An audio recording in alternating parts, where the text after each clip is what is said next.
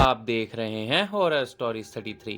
यदि आप चैनल पर नए हैं और हॉरर स्टोरीज सुनना आपको पसंद है तो अभी चैनल को सब्सक्राइब करके बेल आइकन को दबा लें ताकि आने वाली सभी कहानियों का अपडेट आपको समय से मिलता रहे।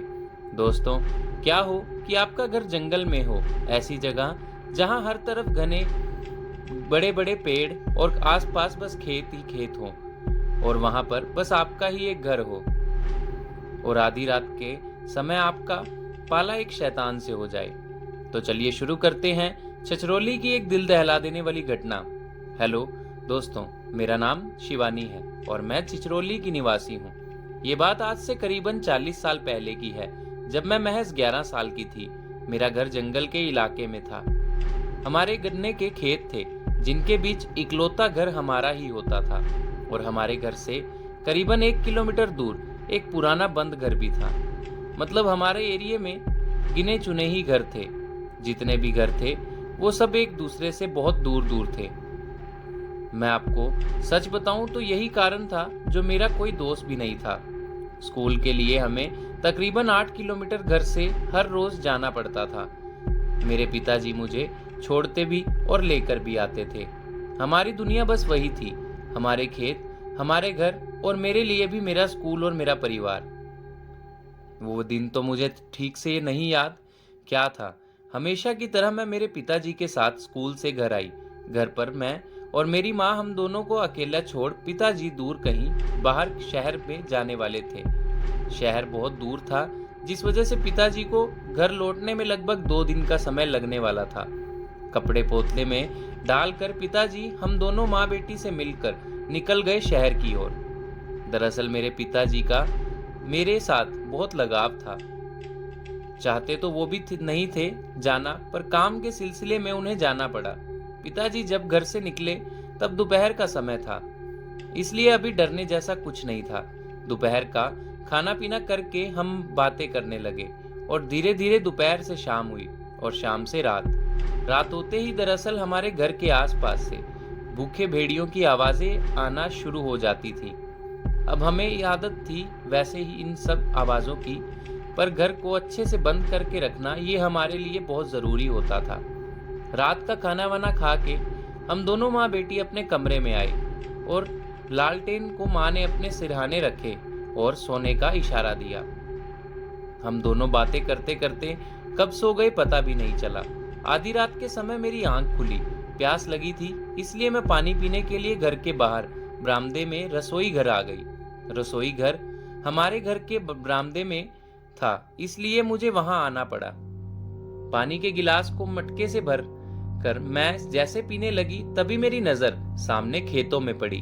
वहां नजर पड़ते ही मैंने 2 लाल सुर्ख चमकती आंखें देखी। देखने में वो किसी जानवर की आंखें लग रही थी। मैं इतना डर गई कि डर से गिलास मेरे हाथ से ही नीचे गिर गया और मैं तेजी से घर के अंदर आ गई और अंदर आते समय ये भी भूल गई कि घर बंद ही नहीं किया और ऐसे ही जल्दी से अपनी माँ के बगल में पलंग पर लेट गई और चुपचाप आंखें बंद कर वहीं लेट गई। थोड़ी सी आंख लगी ही थी कि तभी मुझे ऐसा लगा कि कोई जानवर मेरे पैर को चाट रहा है, मेरे अंगूठे को पैर के। मैंने आंखें खोली और धीरे से अपने पैरों की ओर नजर दौड़ाई। तभी मैंने जो देखा वो देख तो मेरे होश ही उड़ गए। दोस्तों, मैंने देखा कि एक सफेद सा दिखने वाला कुछ था।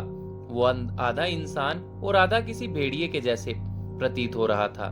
उसके सिर पर 2 बड़े बड़े सींग भी थे और वही मेरे पैरों को चाट रहा था। मैं आप सबको सच बताऊं तो मैं कोई भी हलचल नहीं कर पा रही थी डर की वजह से।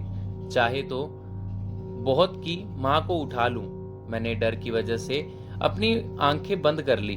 दोस्तों, आप सब समझ ही सकते होंगे, जब इंसान डर जाता है तो उस समय वो कुछ नहीं कर पाता। और मैं तो तब एक 11 साल की बच्ची थी और ऐसे ही वो बस मेरे अंगूठे को कुछ देर उसमें चाटता रहा और तभी वो वहां से कहीं गायब हो गया अचानक से। मैंने इधर उधर देखना शुरू किया पर मुझे कोई नहीं दिखा। उसे ना पाकर मैंने जल्दी से माँ को उठाया और उन्हें पूरी बात बयां की। माँ ने कहा, बेटा तूने कोई सपना देखा होगा, ऐसे डर मत, सो जा चुपचाप। तभी मैं सो गई। सुबह माँ ने मुझे उठाया ये पूछते हुए कि रात कमरे का दरवाजा तूने खोला छोड़ दिया था क्या। मैंने माँ को दोबारा से सब बताया। माँ ने कहा, बेटा ध्यान रखा कर, यहाँ दरवाज़ा खुला छोड़ना खतरे से खाली नहीं है। और माँ ने मेरी बात हवा में उड़ा दी। वैसे बात है भी अविश्वसनीय ही थी, तो माँ का ऐसा करना लाजमी था। पर उस रात कुछ ऐसा हुआ जिससे माँ को विश्वास हुआ।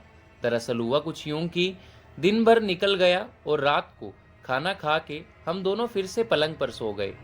आज पिताजी ने भी घर आना था आधी रात में, इसलिए मन ही मन हम खुश भी बहुत थे और हंसी खुशी सो गए। पर माँ पिताजी के इंतजार में जाग रही थी। हाँ, लेटी जरूर थी।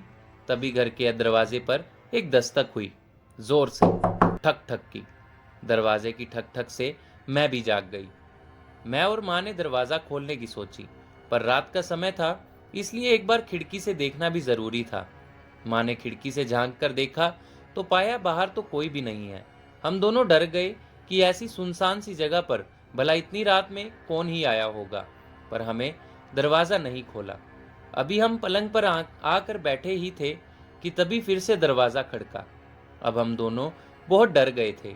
डरते डरते हम दोनों ने जैसे खिड़की से देखा तो इस बार वही कल रात वाला वो सींग वाला शैतान किसी जानवर जैसे 4 पैरों पर खड़ा खिड़की की ओर ही देख रहा था, जैसे कि उसे पता हो कि हम वहीं से ही उसको देखने वाले हों।